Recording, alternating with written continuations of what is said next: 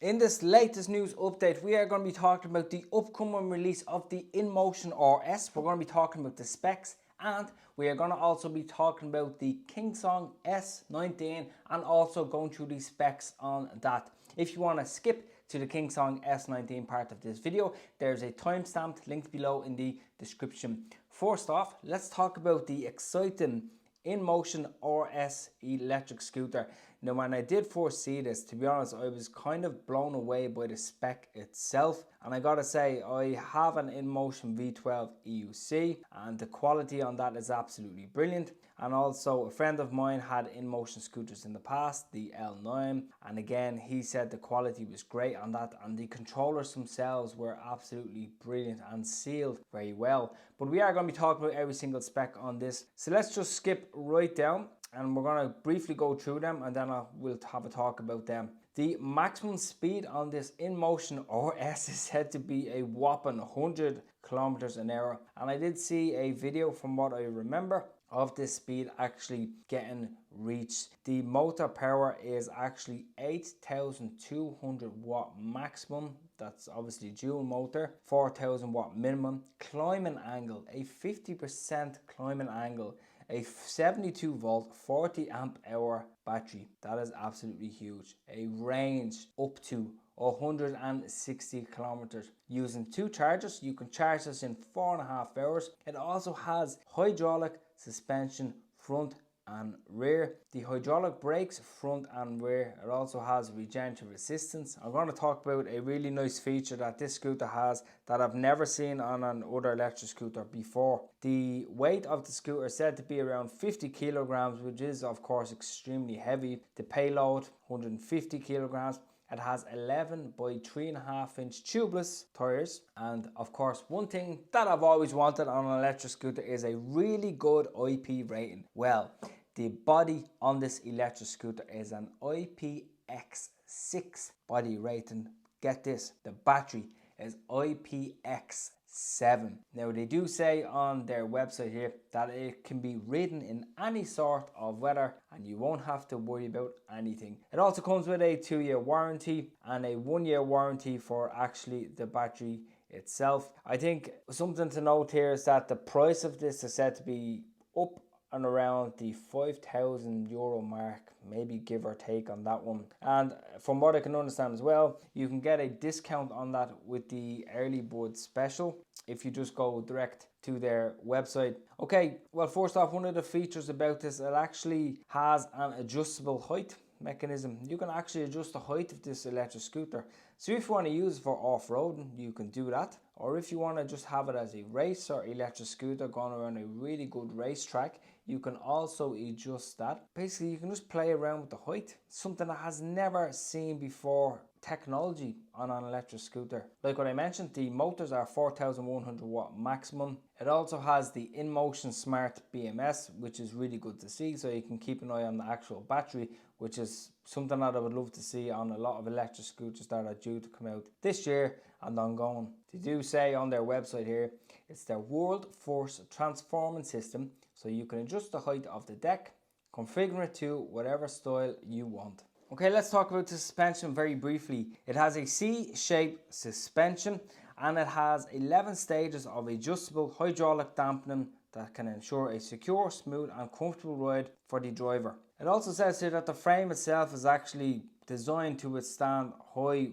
rigorous speeding. Now, I think it also says here as well that it's actually a reinforced support with durable materials that are long-lasting performance. Of course, the last thing you want on a high-performance electric scooter like this is a stem issue. And from what I understand, the handlebars will actually be adjustable as well. So that's it in a nutshell. But honestly, my opinion on this electric scooter is because of the price that it's at, I think that if you have that type of money and if you're someone who uses an electric scooter daily, I definitely think that this would be an investment long term going forward. And I can't imagine, fingers crossed all going well, that there actually won't be an issue with this electric scooter. I mean, you have the range there, you have the power, you have a fantastic IP rating. You can adjust the height of the electric scooter to whatever you want. If you're a tall person, if you're a short person, you can adjust the height of the handlebars. It has dual charging ports, I mean, what more could you want that has those tubeless 11-inch tires? Honestly, I'm thinking about getting this, maybe. I'll see how things go. But because of the price that it's at, it would be something that I would have to, of course, sell what I have right now to fund, I guess, getting something like this. But I think the range there is something that I would personally love. And of course, okay, it goes 100 kilometers an hour, but the speed that I prefer to be at is actually around the 50 kilometer hour mark. So you could get like around 100 kilometer distance even going that speed. And my friend that has the e-scoots channel also said he was planning on getting one of the 9bot G2 scooters. He's not going to get that anymore because this scooter is after getting released, and of course I wouldn't blame him just wanting to get this instead, because Inmotion are known for really high quality products, and this also has the new developed Raptor controllers developed by Inmotion, because they did develop controllers for their latest Inmotion V13 EUC, and as far as I'm aware there actually hasn't been any problems with them controllers at all. They have really big MOSFETs, really huge gauge wires, and I mean, everything is there. I mean, what more could you want? Okay, let's talk about the Kingsong S19. Now, I did review the Kingsong S18 in the past. I found it an okay EUC. Let's have a brief look at the specs here. Now, at the time of shooting this video, this has not been released yet by OneRide to pre-order, but I'd imagine they will at some stage. So I'm going to leave their link below, and hopefully as well I can get a discount code for this EUC. So if that is available, I will of course include that in the description from OneRide. Great company for EUCs. Now this does have a 18-inch tire. It has a 3,500 watt motor with a 6,500 watt peak, top speed of 37 miles per hour, max range which is 150 kilometers. Of course that would be in the best conditions. It does have a 1,776 watt hour LG battery. The suspension has a travel of 130 millimeters. The weight of it is 32 kilograms, so a little bit heavy. And it also says it has a new design, drivetrain, speaker, which I don't really care about, charge ports, and more to be determined. There's not really a lot on this. The pedal size is 277 by 130 millimeters, and the output of the charger is a 5 amp charger. Let's compare this to the Kingsong S18. Is a bit of a difference there, to be honest. The Kingsong S19 has a 3,500 watt motor. Kingsong S18 has 2,200 watts. Speed of the S19 37 miles per hour, speed of the S18 31 miles per hour, range on the S19 90 miles, range on the S18 44 miles. The battery on the S19 is 1,776 watt hour. The battery on the S18 is 903 watt hour only. The weight of the S19 is 70 pounds, weight of the S18 is 55 pounds.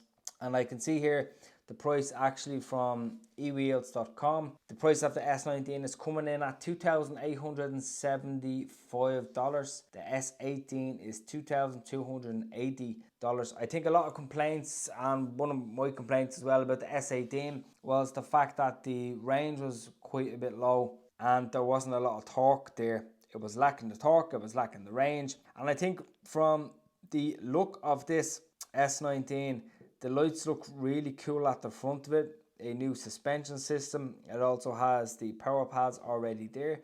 It actually looks quite decent.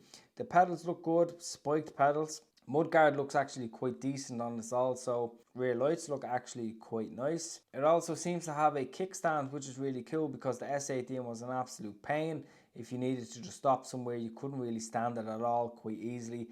Has speakers as well, small little things like that.